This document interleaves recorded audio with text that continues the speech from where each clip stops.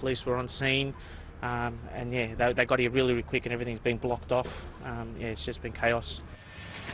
Police said the plane crashed just before 9 a.m, 1 hour before the direct factory outlet centre was due to open.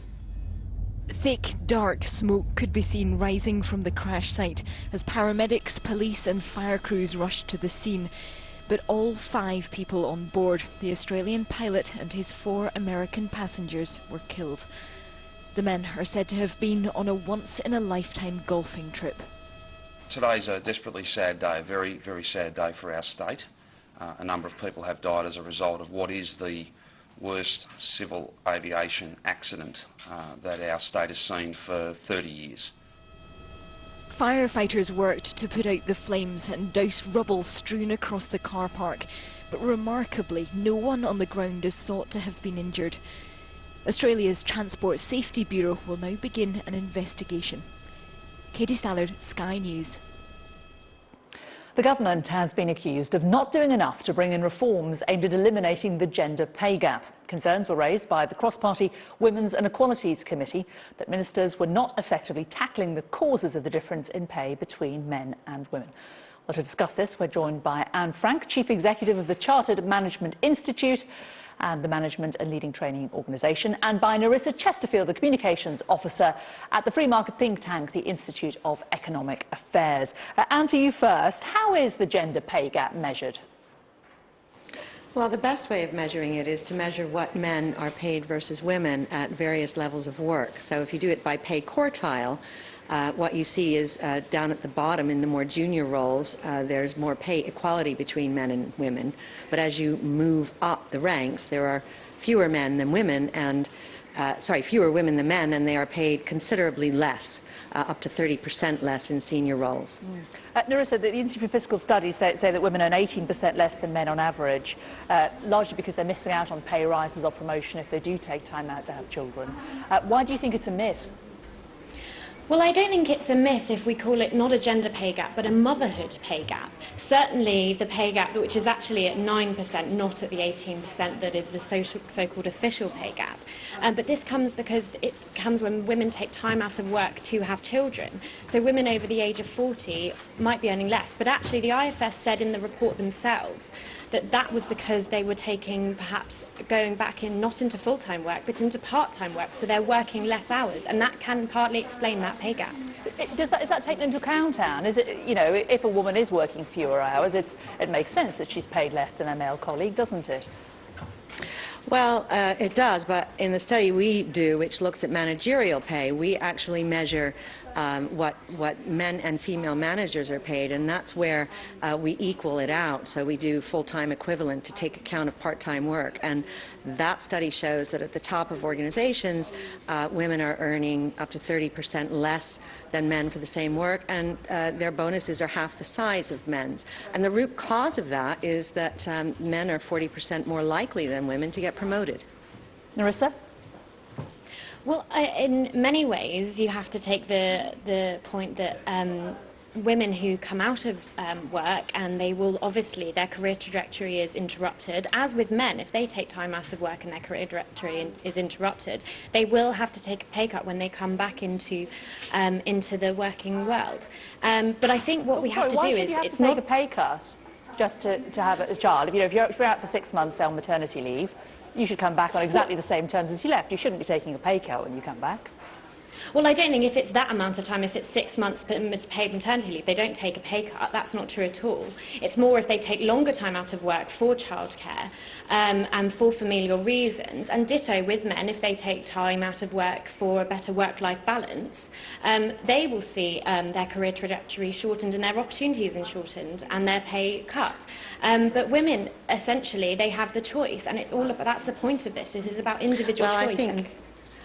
I think it's a little bit more than that. I think that what employers need to do with talented women who take time off for children, which obviously does happen, is not jump to the conclusion that when they return to work, they're no longer interested in having a meaningful and challenging career. So we encourage employers to have career conversations with returning women and ask them about their aspirations, and not just assume that they are no longer ambitious. And we know that employers that do this and offer offer flexible solutions, which of course the government is advocating, do better in the workplace. They have happier, more engaged cultures and better business performance. Absolutely, but that flexible working option is already there in place.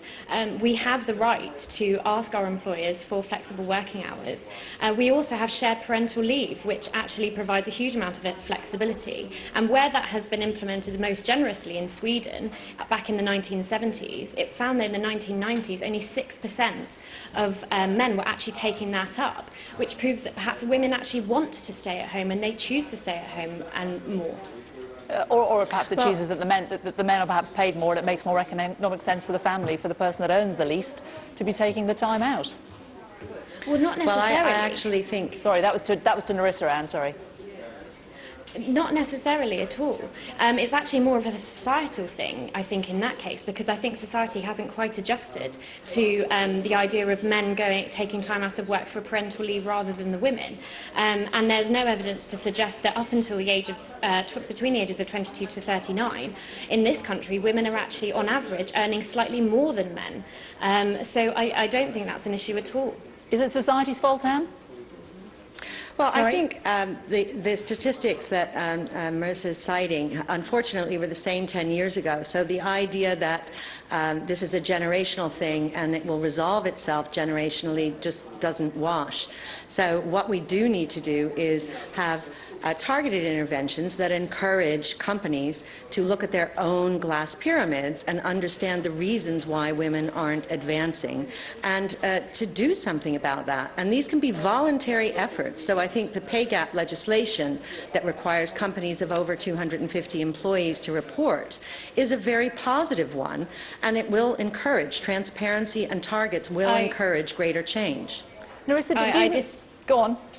I disagree with that, actually, forcing companies to pay. I think that will actually perversely and badly affect women, because it will take away their bargaining power if they want something other than a pay rise. If they want a title change instead, companies will obviously have to feel like they have to make sure that the pay is increased in line with their male counterparts, but the women might actually not want that.